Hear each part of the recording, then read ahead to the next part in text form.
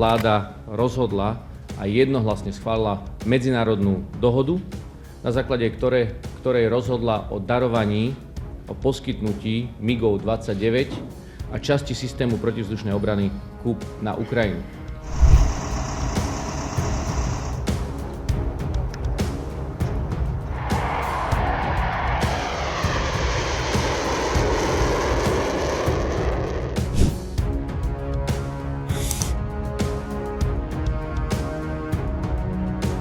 Včera, a hovorím s plnou vážnosťou, sa tam stretli ľudia, ktorí nemo akceptujú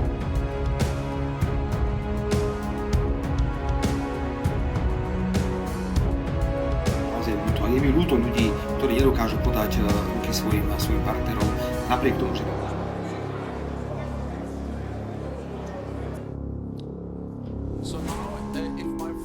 Za tých 20 rokov takmer, ktoré som tu strávil aj s nejakými prestávkami, ale v tej agende obrany som bol stále, keď som nepôsobil priamo v rezorte.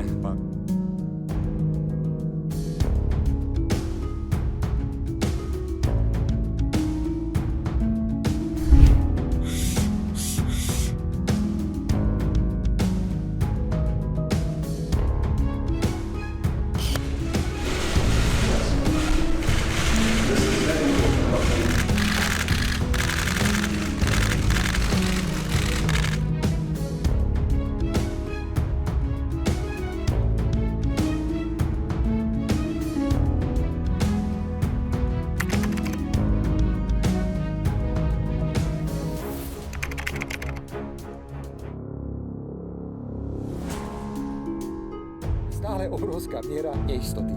Koniec citátu. A majú pokoj. Netrafia sa predpovedi, nevadí, veď priznali.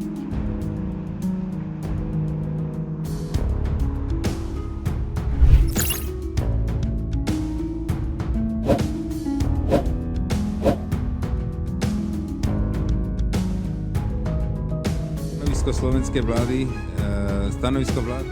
Vážené pani poslankyne, vážení pani poslanci, že im budeme pomáhať. Z dvoch dôvodov. Jedna podujenie, ktoré sa konalo na námestí.